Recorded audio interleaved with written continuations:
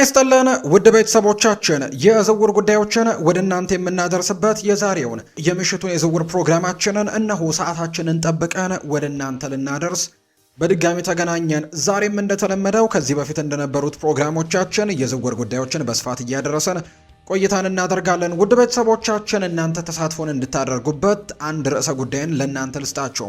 የዓለም ዋንጫ የምድብ ጨዋታዎች ተደርገው መጠናቀቃቸውን እናስታውሳለን። በምድብ ጨዋታዎች የትኛው ብሔራዊ ቡድን አስገረማችሁ? ይህንን የዓለም ዋንጫ ያሸንፋል ብላችሁ ግምት የምትሰጡት ብሔራዊ ቡድንስ የትኛው ነው? የአፍሪካውያን ተሳትፎንስ እንዴት እየተመለከታችሁት ነው? በርከት ያሉ የአፍሪካ ብሔራዊ ቡድኖች ወደ ራውንድ ኦፍ 32 ማለፋቸውን አረጋግጠዋል። በኋላ ላይ እኛ በስፋት እናነሳዋለን። ነገር ግን እናንተ ግን በዚህ የዓለም ዋንጫ ላይ የትኛው ብሔራዊ ቡድን አስገረማችሁ? የትኛው ሰርፕራይዚንግ ቲም ነው ለእናንተ ዋንጫውን የትኛውን ያሸንፋል ብላችሁ ግምት ሰጡታላችሁ? የምድብ ጨዋታዎች መጠናቀቃቸውን ተከትሎ ቢያንስ የእያንዳንዱን ብሔራዊ ቡድን ሶስት ጨዋታዎችን ለመመልከት ችለናልና ያላችሁን ሀሳብ፣ አስተያየት፣ ስምና አድራሻችሁን እየጠቀሳችሁ ልታጋሩን ትችላላችሁ። እኛ ግን በዛሬው የእሁድ የዝውውር ፕሮግራማችን ከእናንተ ጋር ቆይታን ስናደርግ የተለያዩ ርዕሰ ጉዳዮችን ወደ እናንተ እያደረስን ነው ቆይታን የምናደርገው። በተለይ የዝውውር ነክ ጉዳዮች ላይ ሰፊ ቆይታዎችን እናደርጋለን። የዓለም ዋንጫንም መረጃዎች እንመለከታለን። እርግጥ ነው ከፕሮግራሞቻችን መካከል አንደኛው የዝውውር ጉዳዮችን ከምናነሳበት ፕሮግራም ማለት ነው የማንቸስተር ዩናይትድ የአማካይ ዝውውር ጉዳይ አሁን ወደ ላቅ ወዳለ ደረጃ ይሸጋግራል ተብሎ ይጠበቃል። እንደ ምክንያትነት የሚነሳው በተለይ ማንቸስተር ዩናይትድ በዚህ የክረምት ተጫዋቾች የዝውውር መስኮት የካሴሜሮን ከክለቡ እንደወጣ እናውቃለን፣ ወይም ደግሞ ካሴሜሮና ዩናይትድ መለየታቸውን እናስታውሳለን። ሌላኛው ከዚህ ክለብ ጋር ይለያያል ተብሎ ሲጠበቅ የነበረው ማኑኤል ኡጋርቴ ደግሞ ሰሞኑን በነበረ አንድ ጨዋታ ዩራጓይና ስፔን ባደረጉት ጨዋታ ከበድ ያለ ጉዳት የኤሲኤል ጉዳት ገጥሞት ለ9 ወራት ያክል ከሜዳ እንደሚርቅ ይታወቃልና ሊለቅም ላይለቅም ይችላሉ የሚሉ መረጃዎች በትልቁ ሲወጡ ነበር። ነገር ግን አሁን የጉዳቱ መጠን የከፋ ከመሆኑ ጋር በተያያዘ የትኛውንም ክለብ የመቀላቀል እድሉ በጣም ጠባብ ይሆናል ተብሎ ይታሰባል። ስለዚህ በማንቸስተር ዩናይትድ ቤት የመቆየት እድሉ ሰፊ ነው። በማንቸስተር ዩናይትድ ቤት ይቆይ እንጂ ለሚቀጥሉት 9 ወራት አካባቢ ቢያንስ በሜዳ ላይ እንመለከተውም። ስለዚህ ማንቸስተር ዩናይትድ አሁን የግዴታ ካሴሜሮንንም ማኑኤል ኡጋርቴንም የመተካት ኃላፊነት ተጥሎበታል። ምክንያቱም ማኑኤል ኡጋርቴ እንኳን ቢቆይ ኖሮ እንደ ሶስተኛ አማራጭ ሊቆጠር ይችል ነበር። አሁን ላይ ግን ማኑኤል ኡጋርቴም ከዚህ ክለብ ጋር ተለያይቷልና ዩናይትድ በአማካይ ስፍራው ላይ አሁን የግዴታ ዝውውሮች ወደ ማድረጉ እየሄደ ይገኛል። እርግጥ ነው ከዚህ በፊትም ሶስት የሚደርሱ ዝውውሮችን ወይም ቢያንስ 2 ዝውውሮችን እንደሚያደርግ ይታመን ነበር። የማኑኤል ኡጋርቴ መጎዳት ደግሞ ሌሎች ተጨማሪ ዝውውሮችን እንዲያደርግ ያስገድደዋል ተብሎ ይታሰባል። በተለይ እነ ፋብሪዚዮ ሮማኖ እነ ዳቪድ ኦርነስቲን አትሌቲክ የተባለ የመረጃ ምንጭም እንደሚናገሩት ከሆነ የማንቸስተር ዩናይትድ የክረምት ተጫዋቾች የዝውውር መስኮትን ትዊስት ሊያደርግ የሚችል አይነት ጉዳት ነው ማኑኤል ኡጋርቴ የገጠመውና የግዴታ ዝውውሮችን ማንቸስተር ዩናይትድ በዚህ የክረምት ተጫዋቾች የዝውውር መስኮት ያደርጋል ተብሎ ይታሰባል። ስማቸው አሁንም ከማንቸስተር ዩናይትድ ጋር የሚያያዙ የአማካይ ስፍራ ተጫዋቾች አሁንም ጎላ ብለው ቀጥለዋል። ሰሞኑን የማቴዎስ ፈርናንዴስ ጉዳይ ወደ ቶተንሃም ሆትስፐርስ ሊያመራ የሚችልበት እድሉ በጣም ሰፊ ነው ሲባል ነበር። ነገር ግን ዩናይትድ ይህንን ዝውውር መልሶ የተነቃቃበት ዝውውር ይመስላል። ትናንትና ጥሩ ነገሮችን ማንቸስተር ዩናይትድ ለማድረግ ሲሞክር ተመልክተነዋል። በቀጣይ ቀናትም አዲስ ነገሮች ይኖራሉ ተብሎ ይታሰባል። በስፋት እናነሳዋለን። ከዛ ውጪ የቹዋሜኒም ጉዳይ እስካሁን እልባት ያገኘ ጉዳይ አይደለም። አሰልጣኝ ጆዜ ሞሪኒዮ ሪያል ማድሪድን ከተረከቡ በኋላ አይነኩም ወይም ደግሞ አይሸጡም ብለው ከዘረዘሯቸው ተጫዋቾች ውስጥ ይሄ ፈረንሳዊ ተጫዋች ስሙ እንደሌለ የሚያሳዩ ነገሮች ያሉ ማድሪድ ለመሸጥ ይፋዊ ነገሮችን ወይም ደግሞ እንደሚለቀው የተረጋገጠ ነገር ባይኖርም ለመሸጥ ግን ክፍት ነው የሚሉ መረጃዎች ያሉ። ዩናይትድ ምናልባት ሳምንታዊ ደሞዙን የመክፈል ፍላጎቶችን ካሳየ የዝውውር ዋጋውም ተመጣጣኝ ነው ብለው የሚያስቡ ከሆነ ይህንን ተጫዋች የማስፈረም ጥሩ ድል እንዳላቸው ከስፔን እነ ማቴዮ ሞሬቶን ጨምሮ ዲያሪዮ አስ ማርካ የተባሉ የስፔን ተነባቢ ጋዜጦች መረጃዎችን ይፋ እያደረጉ ነው። እነሱንም እንመለከታለን።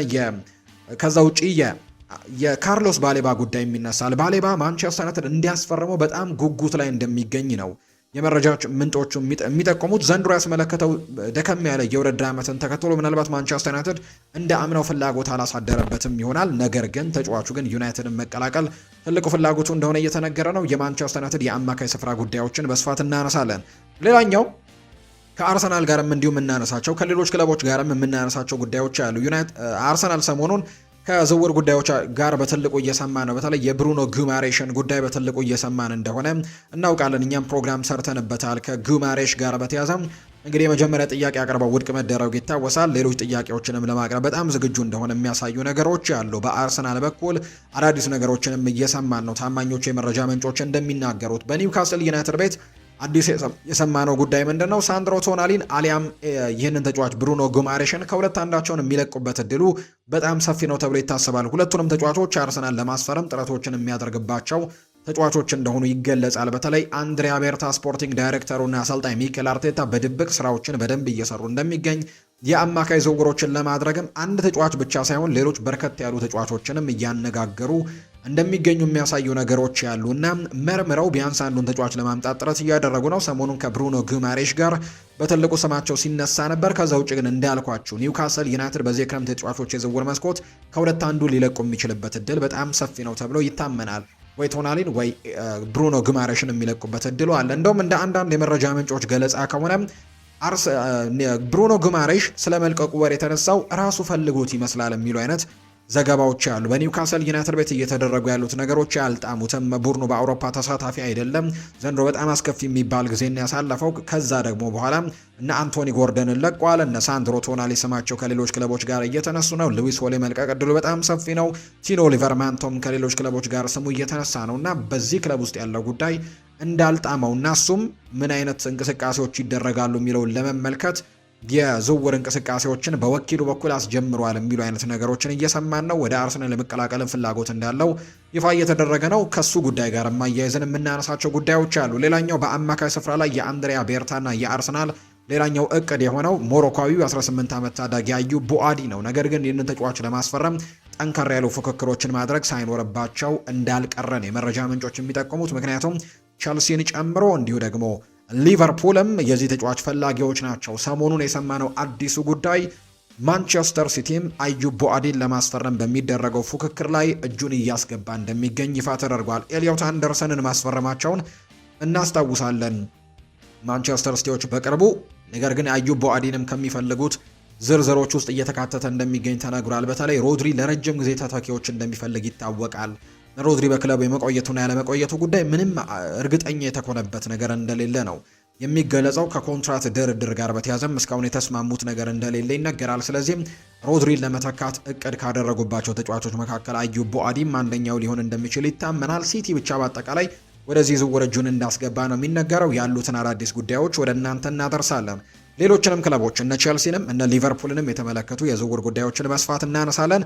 ከዛ ውጭ ግን የዓለም ዋንጫ ጉዳዮችንም በስፋት እናነሳለን። ዛሬ በተለይም የምድብ ጨዋታዎች ተደርገው መጠናቀቃቸውን እናስታውሳለን። ከዚህ በፊት እንግዲህ ወደ 32 ተሳታፊ ሀገራት ነበሩ በዓለም ዋንጫ ላይ የሚኖሩት። አሁን ግን ወደ ጥሎ ማለፉ ያለፉትም 32 ብሔራዊ ቡድኖችም ተረጋግጠዋል። እናም በጣም ተጠባቂ ጨዋታዎች ከዚህ በኋላ ይኖራሉ። እነሱን ጉዳዮችን እናነሳለን። ማን ከማን ጋር በቀጣይ ሊደርሰው ይችላል፣ የትኛው ቡድን ከባድ ተጋጣሚዎችን ያገኛል የሚለውን ጉዳይ በስፋት እንመለከታለን። ከዛ ውጭ በምድብ የተመለከትናቸውን ትልልቅ ጉዳዮችም እንመለከታለን። ይሄ የዓለም ዋንጫ በጣም በብዙ ውዝግቦች ይታጀብ እንጂ በርከት ያሉ ተመልካቾች የተከታተሉት የዓለም ዋንጫ እንደሆነ፣ በርከት ያሉ ጎሎች እየተቆጠሩበት የሚገኝ የዓለም ዋንጫ እንደሆነ ቁጥሮች ይናገራሉ። እርግጥ ነው የጨዋታዎቹ ብዛት ጨመር ብለዋል። ነገር ግን ጥሩ ነገሮችን በሜዳ ላይ ተገኝተው የሚደግፉ ደጋፊዎች በጣም ብዙ እንደሆነ፣ ሜዳዎች አብዛኞቹ በጣም ሞልተው እንደምንመለከት ይታወቃልና በሜክሲኮ በአሜሪካና በካናዳ የሚስተናገደውን የዓለም ዋንጫም የምድብ ጨዋታዎችንና ቀጣይ ተጋጣሚዎችን በተመለከተ ሰፋ ያሉ ጉዳዮችን እያነሳን ቆይታን እናደርጋለን። እናንተም ከኛ ጋር ቆይታን ስታደርጉ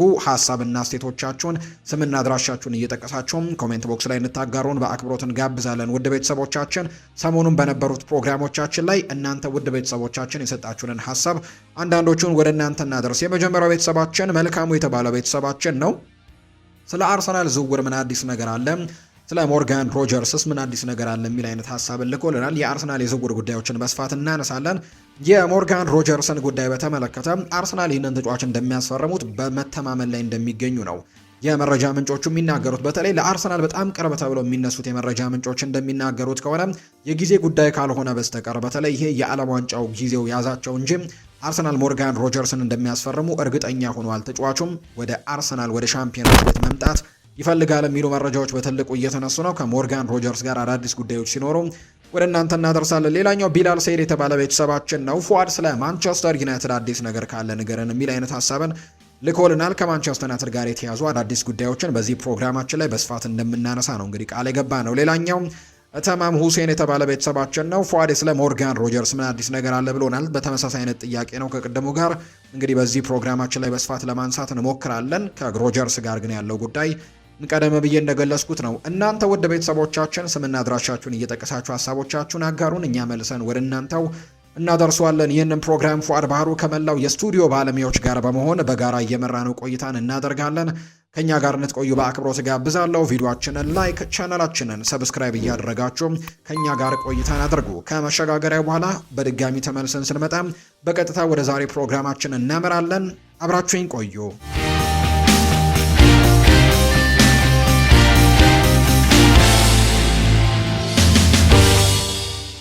ተመልሰን ተገናኘን። ወደ ቤተሰቦቻችን ከመሸጋገሪያ በኋላ በድጋሚ ተመልሰን ተገናኝተናል። በቀጥታ የዝውውር ጉዳዮቻችንን በማንሳት ነው የዛሬ ፕሮግራማችንን የምንጀምረው። እንዳይረሳ ግን እናንተ ያላችሁን ሀሳብ አስተያየት ኮሜንት ቦክስ ላይ ስምና አድራሻችሁን እየጠቀሳችሁ ልታደርሱን ትችላላችሁ። ቪዲዮአችንንም ላይክ እያደረጋችሁ እንድትጀምሩት ነው በአክብሮት የምንጋብዘው። ዛሬ ከምናነሳቸው ነጥቦች መካከል በቅድሚያ ማንሳት የወደድ ነው የአርሰናልን ጥቂት ጉዳዮች ደግሞ እንንገራችሁ። ከአርሰናል ጋር በተያያዘ ሰሞኑን በዝውውር ጉዳዮች ላይ በተለይ ከብሩኖ ጉማሬሽ ጋር በተያያዙ በጣም በትልቁ የሚነሱ ጉዳዮችን እየሰማን እንገኛለን። የቀድሞ ተጫዋቾችም ሪያክት እያደረጉበት ይገኛሉ። የዚህን የዝውውር ፍላጎትን በተመለከተ አሰልጣኝ ሚኬል አርቴታና ስፖርቲንግ ዳይሬክተሩ አንድሪያ ቤርታ ግን በዝውውር ገበያዎች ላይ አሁንም አርሰናልን ሊጠቅሙ ይችላሉ ብለው የሚያስቧቸውን ዝውውሮች ለመፈጸም በትልቁ እየተንቀሳቀሱ የሚገኙበት ጊዜ ላይ እንዳለ እየተመለከትን እንገኛለን። በርከት ያሉ የአማካይ ስፍራ ኢላማዎችን እየተመለከቱ ነው። አሁን ላይ የብሩኖ ጉማሬሽ ስም በትልቁ ይነሳ እንጂ ከዚህ በፊት የሳንድሮ ቶናሊን ጉዳይ በትልቁ ስናነሳ ነበር። አዩብ ቦአዴም በትልቁ በአርሰናል ቤትም ስንሰማቸው የነበሩ ስሞች እንደነበሩ እናስታውሳለን። ነገር ግን አርሰናሎች የአማካይ ስፍራ ተጫዋችን ለማምጣት በሚያደርጉት ጥረት ላይ ግን እነዚህን ተጫዋቾች ብቻ አይደለም እየተመለከቱ የሚገኙት፣ ከሁሉም ጋር ኮንታክቶችን ማድረግ እንደሚፈልግ ነው አንድሪያ ቤርታ እየተገለጸ የሚገኘው። በመጨረሻም የትኛው ተጫዋች ለቡድን የተሻለ ጥቅም ይሰጣል፣ ለረጅም ጊዜ ግልጋሎቶች የትኛው የተሻለ አቅም አለው የሚለውን ጉዳይ በትልቁ የሚመለከቱበት እንደሆነ ይፋ እየተደረገ ነው። ከዚህ በፊት እንዳልኳችሁ ከሳንድሮ ቶናሊ ጋር በትልቁ የተነሱበት ጊዜ እንደነበር እናስታውሳለን። በዩናይትድ እና በቶትናም አሁን በትልቁ እየተፈለገ የሚገኘው ማቴዎስ ፈርናንዴስም የማንቸስተር ዩናይትድ የአርሰናልም የተወሰነ ደረጃ ላይ ኢላማ እንደነበር ሲገልጹ የነበሩ መረጃዎች ነበሩ። አሌክስ ስኮት ስሙ ይነሳል። ምንም እንኳን ቦርንመዝ በዚህ የክረምት ተጫዋቾች የዝውውር መስኮት ተጫዋቹን ያን ያክል የመልቀቅ ምንም አይነት ፍላጎት እያሳየ ባይሆንም፣ ነገር ግን አርሰናል እዚህ ተጫዋች ላይ ፍላጎቶችን ሲያሳይ እንደነበረ የምናስታውሰው ጉዳይ ነው። ሌላኛው ተጫዋች አዩብ ቦአዲ ነው። በሊል እየነበረ እንኳን አርሰናሎች ስካውት ያደርጉት ነበር ወይም የአርሰናል ስካውቲንግ ሰዎች ወደ ሊል ጨዋታዎች እየተመለከቱ ይህንን ተጫዋች ለአርሰናል ሲጠቁሙ እንደነበርና አርሰናል ጥሩ እንቅስቃሴ ሲያደርግ እንደነበር የምናስታውሰው ነው። ነገር ግን ዓለም ዋንጫው ተጀመረና ይሄ ተጫዋች ለሞሮኮ ብሔራዊ ቡድን በተለይ ከብራዚል ብሔራዊ ቡድን ጋር በነበረው ጨዋታ ላይ ያስመለከተው አቋም አርሰናልን ብቻ ሳይሆን ሌሎች በጣም ትልልቅ የሚባሉ ክለቦችም ወደዚህኛው ተጫዋች ዝውውር እንዲገቡ አስተዋጽኦ ያደረገ እንቅስቃሴን ማሳየቱን ተከትሎ ለአርሰናል አሁን ሌላ ተፎካካሪ ብቅ ያለባቸው ጊዜ እንደሆነ ይታወቃል። አዩብ ቦአዲ ገና 18 ዓመት ሆኖ በጣም ለረጅም ጊዜያቶችም ቡድኑን ማገልገል ይችላል። በዓለም ዋንጫ ባደረጋቸው በእያንዳንዱ ጨዋታዎች ከብራዚል ብሔራዊ ቡድን ጋር፣ ከስኮትላንድ፣ ከሃይቲ ጋር ባደረጋቸው ጨዋታዎችም በጣም ጥሩ የሚባሉ ጊዜያቶችን ማሳለፉን እናስታውሳለን። ይህንን ምክንያት በማድረግም የአርሰናል ሰዎች፣ የሊቨርፑል ሰዎች፣ ሁለቱ የማንቸስተር ከተማ ክለቦች ሪያል ማድሪድ፣ ፓሪስ ሰን ዠርሜን የዚህ ተጫዋች ፈላጊዎች እንደሆኑ እየተነገረ ነው። ሰሞኑን ማንቸስተር ሲቲ በተለይ እዚህ ተጫዋች ላይ እንቅስቃሴዎችን ማድረግ መጀመሩን እየሰማን እንገኛለን። ተጫዋቹን አስፈርመው ከዛ ደግሞ በውሰት ቢያንስ ለአንድ ዓመት እዛው ሊል እንዲቆይም ሊያደርጉት እንደሚችሉና ይሄ ደግሞ ለሊል በጣም ተስማሚ የሚባል እቅድ እንደሆነ የሚያሳዩ ነገሮች ያሉ። ነገር ግን አርሰናልስ አንድሪያ ቤርታስ ምን አይነት አስተዋጽኦችን በዚህ ዝውውር ላይ ለማድረግ ተዘጋጅተዋል የሚሉ ጉዳዮች በስፋት እየተነሱ ይገኛሉና አርሰናል ይህንንም ተጫዋች ለማስፈረም ንግግሮችን ሲያደርግ እንሰማለን። ከዛ ውጭ ግን ሰሞኑን የሰማነው የብሩኖ ጉማሬሽ ጉዳይ ግን በአርሰናል በኩል ምናልባት በትልቁ የሰማነው የዝውውር ጉዳይ ሳይሆን አይቀርም። ምክንያቱም አርሰናል ይፋዊ ጥያቄዎችንም እስከ ማቅረብም የደረሰበት ጊዜ ነው እየተመለከትን የምንገኘው። በብራዚል በጣም ታማኝ ተብለው ከሚነሱ የመረጃ ምንጮች መካከል አንደኛው ዩኤል ስፖርት የተባለው የመረጃ ምንጭ ነው የሚናገረው። ይህንን እንደሚናገረው ከሆነ ለብራዚላውያን ተጫዋቾች በጣም ቅርብ እንደሆነ ይነገራል። ይሄ የመረጃ ምንጭ በብሩኖ ጉማሬሽ ምናልባት ይህ ተጫዋች ወደ አርሰናል የማምራት ፍላጎት አለው የሚል አይነት ነገርን ጭምር እያነሳ ይገኛል። አርሰናሎች ጠንከር ብለው ይህንን ዝውውር ለማድረግ የሚንቀሳቀሱ ከሆነ ብሩኖ ጉማሬሽም ወደ አርሰናል የማቅናት ፍላጎቶች እንዳሉት ሰምቻለሁ ሲል ነው ዩኤል ስፖርት የተባለው የብራዚል የመረጃ ምንጭ እየተናገረ የሚገኘው። ከዛ ውጭ ግን የቀድሞ ተጫዋቾች ደግሞ ሪያክት እያደረጉበት ይገኛሉ። አሁን በተንታኝነት የሚያገለግሉት ከነዚህ መካከል ቲየሪ ዳንኤል ኦንሪ፣ አንደኛው ነው። የቀድሞ የአርሰናል ሌጀንድ ሲናገር በእርግጠኝነት ይህንን ተጫዋች አርሰናል ቢያስፈርመው በጣም ተጠቃሚ ይሆንበታል ሲልም የተናገረው። አርሰናሎች በ100 ሚሊዮን ፓውንዶችን አጥቂ ከሚያመጣ ይልቅ ይህንን ተጫዋች ቢያስፈርመው መርጣለሁ። ምክንያቱም ብዙ ጊዜ የአጥቂ ተጫዋቾች ብቻ ይመስሉናል በጣም ለቡድኑ አስተዋጽኦችን ማድረግ የሚችሉት፣ ነገር ግን አማካይ ቦታ ላይ ትልቁ ስራ መሰራት ያለበት ቦታ ነው ሲል ይናገራል። እኔ በዚህ ሰዓት ከአርሰናል ጋር ስማቸው ከተነሱ የአማካይ ስፍራ ተጫዋቾችን አንድ ብቻ ነው አርሰናል ዘንድሮ ማስፈረም ያለበት ተብሎ ብጠየቅ በእርግጠኝነት ልመርጥ የምችለው ብሩኖ ጉማሬሽን ነው። ይህንን ተጫዋች አርሰናል እንደምንም ብሎ ቢያስፈርመው የተሻለ የውድድር ዓመትን በሚቀጥለው የውድድር ዓመት ማሳለፍ ይችላል ብዬ አስባለሁ ሲል ነው ቲየሪ ዳንኤል ኦንሪ የቀድሞ የአርሰናል ተጫዋች የሚናገረው። ሌላኛው ጄሚ ካራገር ነው የሚናገረው። ጄሚ ካራገር እንደሚናገረው ከሆነ ይህ ተጫዋች በእርግጠኝነት በቶፕ 6 የእንግሊዝ ክለቦች ላይ መጫወት አቅሙ በጣም በትልቁ ያለው ተጫዋች ይመስለኛል ሲል ይናገራል። ከዛ ውጪ ግን በተለይ ተጫዋቹ ራሱ ከወኪሉ ጋር በመነጋገር ይሄ የዝውውር እንቅስቃሴ እንዲነሳ ወይም ደግሞ ወሬው እንዲነሳ ያደረገ ይመስለኛል። በኒውካስል ዩናይትድ ቤት ያለውን ቆይታ የወደደው አይመስለኝም። በተለይ በሚቀጥለው የውድድር ዓመት ቡድኑ የአውሮፓ ቻምፒየንስ ሊግ ተሳታፊ እንዳልሆነ ይታወቃልና በዚህ ምክንያትም ሊለቅ ይፈልጋልና ይህንን ወሬ ራሱ እንዳነሳው አስባለሁ ሲልም ጭምር ነው እየተናገረ የሚገኘው ጄሚ ካራገር። እና የተለያዩ ሰዎች የራሳቸውን የተለያዩ ሀሳቦች እያነሱ ይገኛሉ። አሁን ተጫዋቹ በብራዚል ብሔራዊ ቡድን በዓለም ዋንጫ ስኳድ ውስጥ እንደሚገኝ ይታወቃል። በዚህ እንግዲህ የውድድር ዓመት ደግሞ ለኒውካስል ዩናይትድ በጣም ጥሩ የሚባሉ ጊዜያቶችን ሲያሳልፍ እንደነበር እናስታውሳለን። በፕሪሚየር ሊጉ እንደሱ ጎል ያስቆጠረ የለም። የኒውካስል ማሊያ ለብሶ በፕሪሚየር ሊግ በዚህ የውድድር ዓመት እንደሱ ጎል ያስቆጠረ የለም። የአጥቂ መስመር ተጫዋቾቹ እነ አንቶኒ ጎርደን እነ ዩኤን ዊሳን ጨምሮ እነ ጃኮብ መርፊን ጨምሮ እነ ኒክ ቮልትማደም ያንን ነገር ማድረግ እንዳልቻሉ እናስታውሳለን። እሱ 9 ግቦችን በፕሪሚየር ሊጉ ለኒውካስል ዩናይትድ አስቆጥሯል። ከፍተኛ ግብ አስቆጣሪያቸውም እንደሆነ ይታወቃል። ለኒውካስል በጣም ወሳኝ ከሚባሉ ተጫዋቾች መካከል አንደኛው ነው። ነገር ግን በአርሰናል በትልቁ ፍላጎት ዝርዝር ውስጥ እንዳለ ተነግሯል። የመጀመሪያ ጥያቄ አቅርበው ውድቅ ተደርጎባቸዋል። በቀጣይ ጊዜያት ለዚህ ተጫዋችም ጥያቄዎችን በድጋሚ ያቀርባሉ ተብሎ ይታሰባል። ኒውካስል ግን አሁንም በአቋሙ እንደጸና ነው። ይህንን ተጫዋች የመልቀቅ ምንም አይነት ፍላጎቶችን እያሳየም አይገኝም፣ ወይም ደግሞ የመልቀቅ ምንም አይነት እቅድ እንደሌለው ጭምር ነው የሚናገረው። ነገር ግን በቀጣይ ጊዜያት የአርሰናል የሚያቀርቡት ጥያቄና ተጫዋቹ ደግሞ ኒውካስል ዩናይትድ ላይ ምን አይነት ተጽዕኖችን ለማድረግ ዝግጁ ነው የሚለው ጉዳይ ይህንን ዝውውር ለመፈጸም በቀጣይ በጣም በትልቁ ሊሰራበት የሚችል ጉዳይ እንደሆነ እየተነገረ ነው።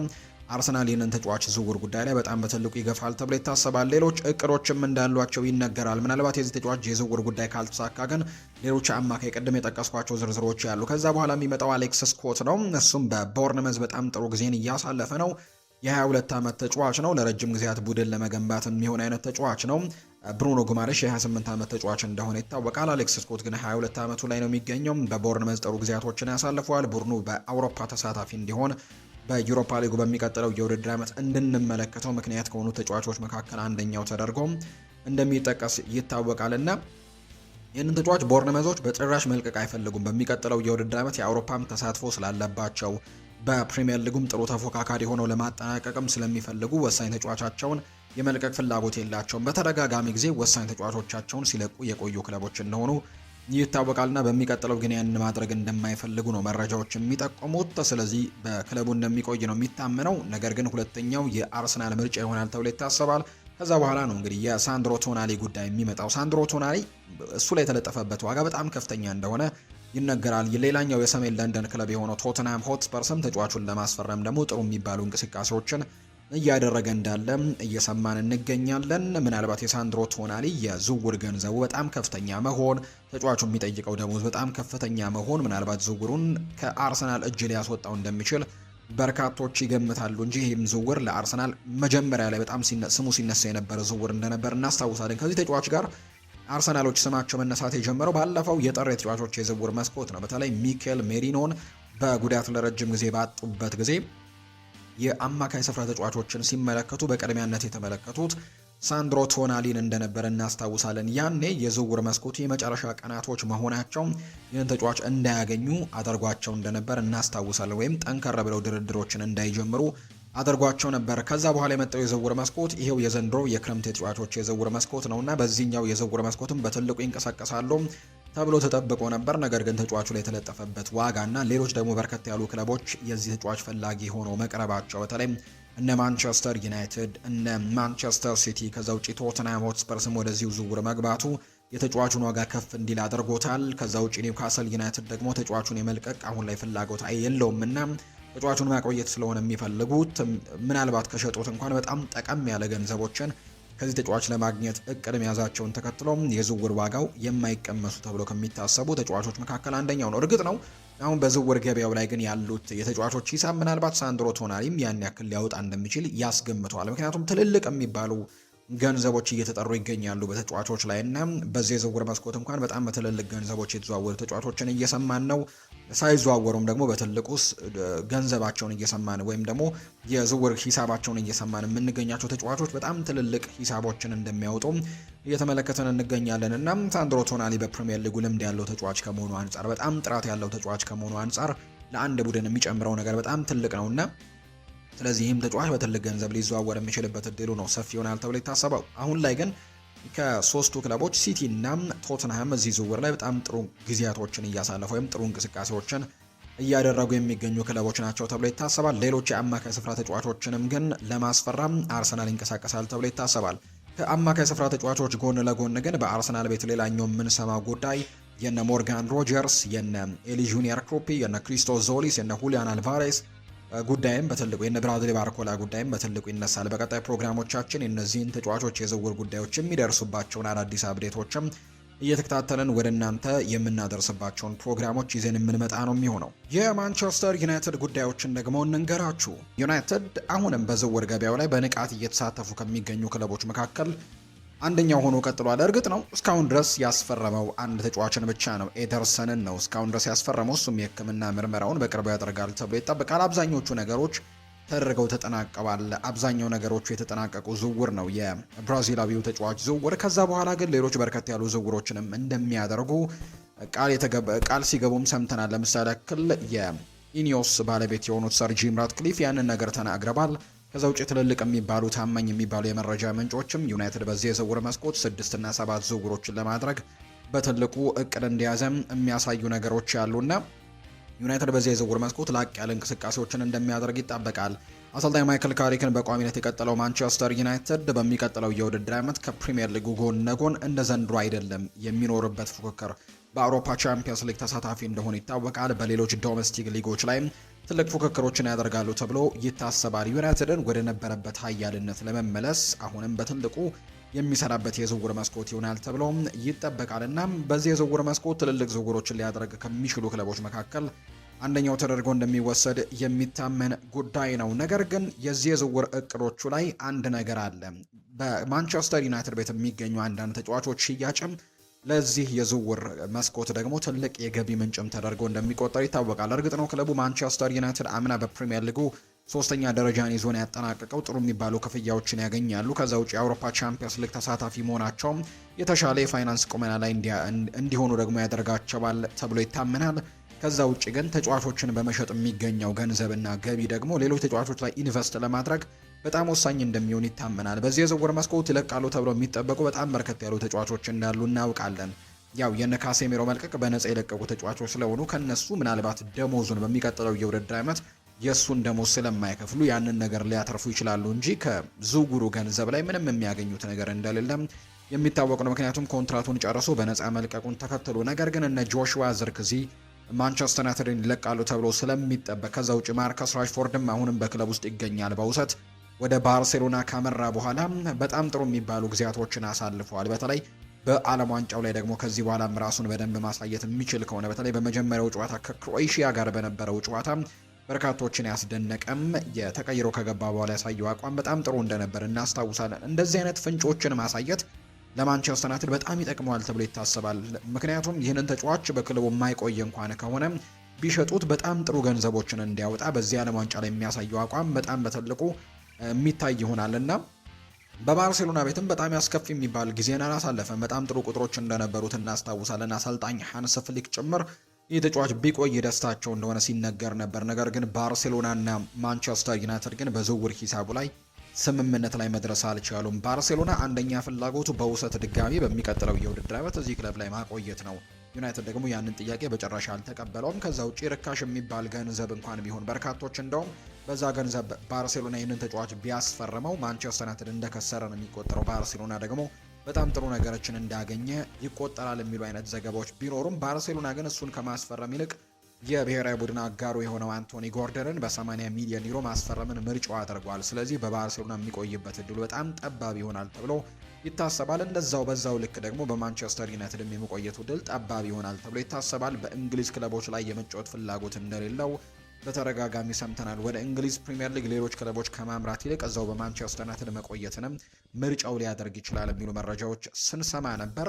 ብቻ ግን በአጠቃላይ በዚህ የዝውውር መስኮት ከሚሸጡና ዩናይትድ ምናልባት ገቢ ያገኝባቸዋል ተብሎ ከሚጠበቁ ተጫዋቾች መካከል አንደኛው ነው። የራስመስ ሆይለንድንም ነገር መርሳት የለብንም። ራስመስ ሆይለንድም ባለፈውን የውድድር ዓመት በናፖሊ ቤት ካሳለፈ በኋላ በጣም ጥሩ ጊዜያቶችን አሳልፈዋል በናፖሊ ቤት። ስለዚህም ናፖሊ ደግሞ ይህንን ተጫዋች በቋሚነት ማስፈረምን ምርጫ አድርገው ጥሩ የሚባል ገንዘብን ለማንቸስተር ዩናይትድ መስጠታቸው እናስታውሳለን። የእነዚህ ተጫዋቾች ወይም የጠቀስኳቸው ተጫዋቾችና ሌሎችም ሊለቁ የሚችሉ ተጫዋቾች የሚገኘው ገቢ ደግሞ ሌሎች ተጫዋቾች ላይ ኢንቨስት እንዲደረግ በጣም ትልቅ አስተዋጽኦ ይኖረዋል ተብሎ ይታሰባል። ዩናይትድ በዚህ የክረምት የተጫዋቾች የዝውውር መስኮት ትልቁ እቅዱ ደግሞ ደጋግሞ እንደተነገረው የአማካይ ስፍራ ላይ ቢያንስ 3 ዝውውሮችን ማድረግ ነው።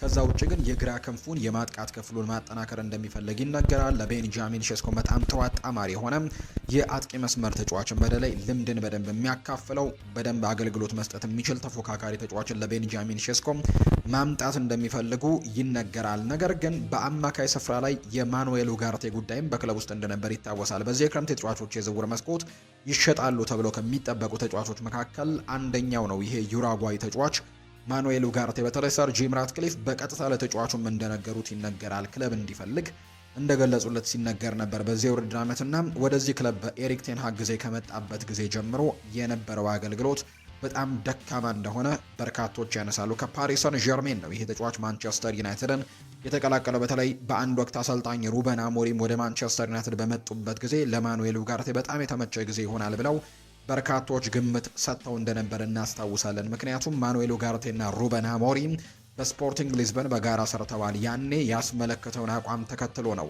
ማኑኤል ኡጋርቴ ወደ ፓሪስ ሰን ዠርሜን እንዲፈርም የሆነውና በፓሪስ ሰን ዠርሜን ጥሩ የሚባሉ ጊዜያቶችን ማሳየት አልቻለም። በተለይ ደግሞ አሰልጣኝ ሉዊስ ኤንሪክ የሚፈልገው አይነት የአማካይ ስፍራ ያለው ፕሌይ አይነት ያለው ተጫዋች እንዳልሆነ ይነገራልና በዛ ምክንያት ወደ ማንቸስተር ዩናይትድ መጥቶ ነበር። ወደ ማንቸስተር ዩናይትድም ሲመጣ ብዙ ክርክሮች እንደነበሩት እናስታውሳለን። አሰልጣኝ ኤሪክ ቴን ሃግ የእሳቸው ፍላጎት አይደለም የሚሉ ነገሮች ሲነሱ እንደነበር እናስታውሳለን። ስኮት ማክቶሚኔ ለቆ ማኑኤል ኡጋርቴን ማምጣት ለኤሪክ ቴን ሃግ በጣም አስከፊ ጊዜ እንደነበር እናስታውሳለን። በሩበን አሞሪም ጊዜ ደግሞ ጥሩ የሚባለውን ነገሩን ማግኘት አልቻለም። በጥሩ ነገሮችን ይዞለት ይመጣል የሩበን አሞሪም መምጣት ተብሎ ተነግሮ ነበር። ነገር ግን ይዞለት የመጣው ግን አሰልጣኙ በተጫዋቾቹ ፊት በግልጽ ተጫዋቹን የወቀሱበት አጋጣሚ ጭምር እንደነበር በመልበሻ ክፍል ውስጥ ተጫዋቾቹ በተሰበሰቡበት ማኑኤል ኡጋርቴን በስም ጠቅሰው የወቀሱበት ጊዜ እንደነበር እናስታውሳለንና በዩናይትድ የነበረው ጊዜም በጣም አስቸጋሪ ጊዜያቶች እንደነበሩ ይነገር ነበር። ይሄ ክረምት ተጫዋቾች የዝውውር መስኮት ግን ሁለቱ አካላት የሚለያዩበት ዩናይትድ እና ማኑኤል ኡጋርቴ የሚለያዩበት እንደሆነ በስፋት ሲነገር ነበር። ነገር ግን ሳይሳካ ቀርቷል። ስፔን ከዩራጓይ ጋር ባደረገችው የዓለም ዋንጫ የምድብ የመጨረሻ ጨዋታ የተጫዋች ከባድ ጉዳት ደርሶበት ከሜዳ ወጥቷል። ለማንቸስተር ዩናይትድም ለተጫዋቹም ማስከፊ እንደሆነ ይነገራል። ተጫዋቹ ጉዳት ደርሶበታል ለ9 ወራት አካባቢ። ምክንያቱም ኤሲኤል ጉዳት እንደሆነ ነው እየተነገረ የሚገኘው። ከ8 እስከ 9 ወራት ወደ ሜዳ ይመለሳል ተብሎ አይጠበቅም። 2026 መጨረሻ ድረስ ከዚህ በኋላ ሜዳ ላይ እንመለከተዋለን ተብሎ አይታሰብም እና ይሄ ለተጫዋቹ በጣም አስከፊ ጉዳይ ነው። ለማንቸስተር ዩናይትድም ይህንን ተጫዋች ሽጠው ሌላ ተጫዋች ለማስፈረም ጥረት የሚያደርጉበትን ገንዘብን ጭምር እንዳጡ ነው በርካቶች የሚያምኑት። ምክንያቱም ዩናይትድ ሌላኛ ሶስተኛ የአማካይ ስፍራ ተጫዋችን ለማስፈረም ምክንያቱም በዚህ የዝውውር መስኮት 3 የአማካይ ስፍራ ተጫዋቾችን እንደሚያስፈርሙ ገልጬላችኋለሁና ሶስተኛውን የአማካይ ዝውውር ለማድረግ ያቀዱት ማኑኤል ኡጋርቴ ተሽጦ በሚገኘው ገንዘብ እንደሆነ ሲነገር ነበር። ስለዚህም አሁን ዩናይትድ በሁለት መንታ መንገዶች ላይ እንደቆመ ይነገራል። አንደኛው የማኑኤል ኡጋርቴም አለመሸጥን ተከትሎ ምክንያቱም ከዚህ በኋላ በዚህ የክረምት ተጫዋቾች የዝውውር መስኮት ይህንን ተጫዋች የሚገዛ የትኛውም ክለብ አይገኝም። ምክንያቱም ለ9 ወራት በጉዳት ላይ የሚቀመጥ ተጫዋች ከመሆኑ ጋር በተያያዘ ስለዚህ ማንቸስተር ዩናይትድ ያለው አማራጭ አሁን 2 ነው። 3 የአማካይ ስፍራ ተጫዋቾች ለማስፈረም የነበረውን እቅድ ትቶ 2 የአማካይ ስፍራ ተጫዋቾችን ለማስፈረም ሊገደድ የሚችልበት ከዛ ውጭ ደግሞ ወይ ደግሞ 3ቱንም የአማካይ ስፍራ ተጫዋቾች አስፈርማለሁ የሚል ከሆነ ደግሞ በማጥቃት መስመሩ ላይ ሊጨምራቸው የነበሩ ተጫዋቾችን ቁጥር መቀነስ ይኖርበታል የሚሉ አይነት 2 መንታ መንገዶች ላይ እንደቆመ ይነገራል። በቀጣይ የማንቸስተር ዩናይትድ ሰዎች ውሳኔ ይሆናል ተብሎ ይጠበቃል ይሄ ውሳኔ። ነገር ግን የማኑኤል ኡጋርቴም ጉዳት ግን እንደዚህ አይነት ነገሮችን በማንቸስተር ዩናይትድ የዝውውር መንገድ ላይ እክሎችን እንደፈጠረ የሚያሳዩ ነገሮችን ነው እየተመለከተን የምንገኘው። ዩናይትድ እንግዲህ በአማካይ ስፍራ ላይ አሁን ተጫዋቾችን ለማስፈረም ትልቅ ጥረቶችን እያደረገ እንዳለ እየሰማን ነው። በርከት ያሉ ጊዜያቶች ተደጋግመው የሚነሱ ስሞችን ነው እያነሳን የምንገኘው። እነ ማቴዎስ ፈርናንዴስ ስማቸው በተደጋጋሚ ጊዜ ይነሳል ከማንቸስተር ዩናይትድ ጋር። እነ ኦሪዮል ሹዋሜኒ አሁንም ስማቸው በትልቁ እየተነሳ ነው። ከዛ ውጪ እነ ካርሎስ ባሌባም እድሉን በትልቁ እየጠበቀ የሚገኝ ተጫዋች እንደሆነ ይነገራል። እነዚህ ዝውውሮች ከማንቸስተር ዩናይትድ የአማካይ ስፍራ ጋር በትልቁ እየተያዙ ነው። ነገር ግን ዩናይትድ በተለይ በቅርቡ የተወሰኑ ለውጦችን ያደርጋል ተብሎ ይታሰባል፣ ወይም የዝውውር ይፋዊ ጥያቄዎችን የሚያቀርብላቸው ተጫዋቾች ይኖራሉ ተብሎ ይታሰባል። በተለይ የኦሪዮል ሹዋሜኒ ጉዳይ አሁን ተስፋ ያለው ይመስላል። ሪያል ማድሪድ በፍጹም ይሄ ተጫዋች የሚሸጥ አይነት ተጫዋች ነው ብለው አልደመደሙም። እርግጥ ነው ተጫዋቹን ስለመሸጥ ጉዳይ እስካሁን የሰሙት ወይም ደግሞ የቀረበላቸው ጥያቄን እየተቀበሉ እንዳልሆነ ይታመናል። ነገር ግን አሰልጣኝ ዦዜ ሞሪኒዮ በክለባቸው ውስጥ በትልቁ የሚፈልጉት አይነት ተጫዋች ነው ተብሎ ግን አይታመንም። የተጫዋች እንደውም ፌዴሪኮ ቫልቬርዴ በክለቡ በጣም ተፈላጊ ተጫዋችና በሚቀጥለው የውድድር ዓመት ለሱም የሆነ አይነት የጨዋታ ስልትን አሰልጣኝ ዦዜ ሞሪኒዮ ይከተላል ተብሎ እንደሚጠበቅ ነው የሚነገረው። ስለዚህ ፌዴሪኮ ቫልቬርዴ የዚህ ቡድን ወሳኙ ተጫዋች ይሆናል ተብሎ ይታሰባል። በኦሪዮል ሹዋሜኒ በኩል እየሰማን የምንገኘው ግን ያንን ነገር አይደለም። ሹዋሜኒ የሪያል ማድሪድ የማይለቀው ወይም ደግሞ አይለቀውም ተብለው ከሚጠበቁ ተጫዋቾች ዝርዝር ውስጥ እንደሌለበት ነው የሚነገረውና ለማንቸስተር ዩናይትድ ያ ትልቅ ተስፋን ይሰጣል ተብሎ ይታሰባል። እርግጥ ነው ደሞዙ በጣም ከፍተኛ እንደሆነ ይነገራል። የዝውውር ገንዘቡም ምናልባት አሁን ላይ በገበያው ላይ እየሰማን ከምንገኘው የዝውውር ገንዘቦች አንጻር በጣም ከፍተኛ ሊሆን እንደሚችልም ጭምር ይታመናል። ነገር ግን ዩናይትዶች ይህንን ዝውውር የካርሎስ ካሴሜሮ ትክክለኛ ተተኪ አድርገው ይመለከቱታል። ይህንን ተጫዋችና እሱ ላይ መቆየትን ምርጫቸው ያደርጋሉ ተብሎ ይታሰባል። ነገር ግን ሌላኛው ጉዳይ ምናልባት ኤንዞ ፈርናንዴዝ ወደ ሪያል ማድሪድ የሚያመራ ከሆነ፣ ምክንያቱም አሁን ቼልሲ ይህንን ተጫዋች ለማቆየት ያለው እድል በጣም ጠባብ እየሆነ መጥቷል። ተጫዋቹም ልቡ ወደ ማድሪድ እንደሸፈተ ይነገራል። በሚቀጥለው የውድድር ዓመት በሳንቲያጎ ቤርናቢው ኤንዞ ፈርናንዴዝን የመመልከት እድላችን ሰፊ መሆኑን ተከትሎ ምናልባት አሰልጣኝ ቻቪ አሎንዞ አሁን ላይ ሊመለከቱት የሚችል አንድ ተጫዋች እንዳለ የመረጃ ምንጮቹ ይጠቁማሉ። ይኸው በማንቸስተር ዩናይትድ የሚፈልገው ኦሪዮል ሹዋሜኒን ቻቪ አሎንዞም ሊመለከት የሚችልበት እድሉ እንዳለው የሚያሳዩ መረጃዎች ይወጣሉና ምናልባት ቼልሲም ወደዚህ ፉክክር ሊገባ የሚችልበት እድሉ እንዳለ እየተገለጸ ይገኛል። ሌሎች አንዳንድ ክለቦችም ወደዚህ ዝውውር ሊገቡ ይችላሉ። ምናልባት ሪያል ማድሪድ በይፋ ይህንን ተጫዋች ለመሸጥ ጥያቄዎችን የሚቀበልበት ጊዜ ሲመጣ ሌሎች በርከት ያሉ ፈላጊዎችም ይህንን ተጫዋች ለማስፈረም ጥያቄዎችን ይዘው ሊመጡ የሚችሉበት እድሉ እንዳለ እየተነገረ እንደሚገኝ ነው መረጃው ይፋ እያደረገ የሚገኘው። ከዛ ውጭ ግን የማቴዎስ ፈርናንዴስ ጉዳይም እስካሁን ምንም እልባት ያገኘ ጉዳይ አይደለም። ቶተናምም ዩናይትድም አሁንም በገበያው ፉክክር ላይ ነው የሚገኙት። ከዛ ውጪ ቶተንሃም ሆትስፐርስ ጥሩ እንቅስቃሴዎችን እያደረገ ነው። ተጫዋቹ ደግሞ ዩናይትድን በልቡ ቢያስቀድምም ነገር ግን የትኛውንም ክለብ የመቀላቀል ያን ያክል ችግር የለበትም ተብሎ ነው የሚታመነው። በተለይ በቻምፒየንሺፕ በሚቀጥለው የውድድር ዓመት በጭራሽ ማሳለፍ አይፈልግም። ስለዚህ በዝውውር ገበያው ላይ የሚመጡለትን እድሎች ቶሎ ተቀብሎ ወደ አንደኛው ክለብ መጠቅለልን እንደሚፈልግ ነው እየተናገረ የሚገኘው።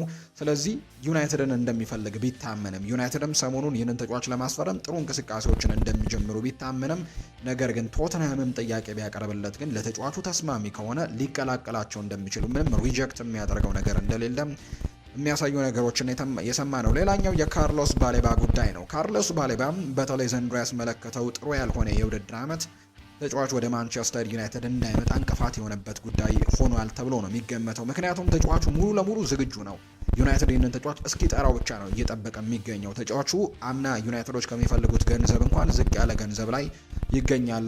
አምና ብራይተኖች በጣም ከፍተኛ የሚባሉ ገንዘቦችን ተጫዋች ላይ ሲጠሩ ነበር። እስከ 100 እና ከ100 በላይ ሚሊዮን ፓውንዶችን ተጫዋች ላይ ሲጠይቁ እንደነበሩ እናስታውሳለን። ነገር ግን ዘንድሮ ያንን ነገር ማድረግ አይችሉም። ምክንያቱም ተጫዋቹም ጥሩ የሚባለው የውድድር ዓመትን እንዳላሳለፈ የምናስታውሰው ጉዳይ ነው እና ዩናይትዶች አሁንም ምናልባት ሌሎች ኢላማዎቻቸውን ማግኘት የማይችሉ ከሆነ እዚህ ተጫዋች ላይ ሙሉ መብት እንዳላቸው ወይም ተጫዋቹን የሚፈልጉት ከሆነ ተጫዋቹ ዝግጁ እንደሆነ ብራይተንን እንኳን ለማስገደድ በጣም ዝግጁ እንደሆነ የሚጠቁሙ መረጃዎች ናቸው በትልቁ ትልልቅ የሚባሉ የመረጃ ምንጮች እየተናገሩ የሚገኙት። ስለዚህ ሁሉ ነገር የሚወሰነው ማንቸስተር ዩናይትድ ካርሎስ ባሌባ ላይ ባለው ፍላጎት እንደሆነ ይፋ ተደርጓል። በቀጣይ ቀናት ዩናይትዶች በአማካይ ስፍራ ላይ የትኛውን ተጫዋች በይፋ ያስፈርማሉ የሚለው ጉዳይ በትልቁ የሚጠበቅ ጉዳይ ቢሆንም አሁንም ግን በዝውውር ገበያው ላይ ዩናይትድ በትልቁ እየተንቀሳቀሰ ነው። እንደገለጽኩላችሁ ግን የማኑኤል ኡጋርቴ ጉዳት ግን የማንቸስተር ዩናይትድ የዝውውር እቅዶችን ትዊስት ያደርጋል ተብሎ ነው የሚታሰበው።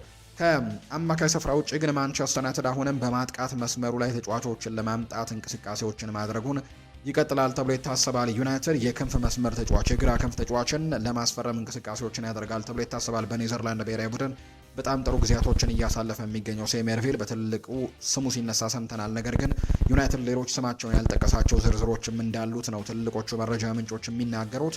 ከግራው የማጥቃት ክፍል ውጪ ደግሞ በፊት መስመር አጥቂነትም ለቤንጃሚን ሼስኮ ተፎካካሪ የሚሆንና ልምድን በደንብ የሚያጋራው በደንብ መፎካከር የሚችል አይነት ተጫዋችንም ለማምጣት በእቅድ ውስጥ አስገብቶ እንቅስቃሴዎችን እያደረገ እያለ እየሰማን እንገኛለን። በቀጣይ የዝውውር ቀናት ማንቸስተር ዩናይትድ ምን አይነት ተጫዋቾችን በዝውውር ገበያው ላይ ያስፈርማል የሚለው ጉዳይ በትልቁ የሚጠበቅ መረጃ እንደሆነ ነው የመረጃ ምንጮቹ ይፋ ያደረጉት። ውድ ቤተሰቦቻችን እየተከታተላችሁን እያደመጣችሁን ስለሆነ ከልብ አድርገን ነው የምናመሰግነው። የዓለም ዋንጫ ጉዳዮችን ደግሞ እንንገራችሁ። የዓለም ዋንጫ እንግዲህ ጉዳዮች አሁንም ቀጥለው እየተደረጉ ይገኛሉ። የምድብ ጨዋታዎች ሰሞኑን መጠናቀቃቸውን እናስታውሳለን። አሁን ወደ 32ቱ የተቀላቀሉ ብሔራዊ ቡድኖች ተለይተው ታውቀዋል። ከዛ ውጭ ደግሞ የጥሎ ማለፍም ጨዋታዎች መጀመራቸውን እናስታውሳለን። ለምሳሌ ያክል ትላንትና ምሽት ሳውዝ አፍሪካ እና እንዲሁ ደግሞ ካናዳ ጨዋታቸውን ማድረጋቸውን እናስታውሳለን። የውድድሩ አዘጋጅ ከሆኑት መካከል አንዱ የሆነችው ካናዳ በታሪኳ ለመጀመሪያ ጊዜ ወደ 16ቱ ጥሎ ማለፍ መግባት የቻለችበትን እድል ትላንትና አግኝታለች ደቡብ አፍሪካን በማሸነፍ። ዛሬም ደግሞ በጣም በርካታ ተጠባቂ ጨዋታዎች እየተደረጉ ይገኛሉ። ለምሳሌ ያክል እኛ ስቱዲዮ እንኳን ባለንበት ሰዓት ብራዚል ከጃፓን ጋር በጣም ጥሩ የሚባል ጨዋታን እያደረጉ እንዳለ ይታወቃል። በኋላ ላይ ደግሞ በጣም ተጠባቂ ጨዋታዎች እንዲሁ ይኖራሉ። ምሽት ላይ የኔዘርላንድ ብሔራዊ ቡድን ጨዋታውን ከሞሮኮ ጋር የሚያደርግበት መርሃ ግብር ሌሊት 10 ሰዓት ላይ የሚደረግ ጨዋታ ነው። ከዛ ቀደም ብሎ ደግሞ ጀርመን እና ፓራጓይ የሚያደርጓቸው ጨዋታዎች ይጠበቃሉ። ውድ ቤተሰቦቻችን በዚህ የዓለም ዋንጫ ያስገረማችሁ ብሔራዊ ቡድን የትኛው ነው? የትኛውን ስለ ዋንጫ አሁን ትጠብቁታላችሁ? የበርካቶች እንግዲህ ጥያቄ ነው።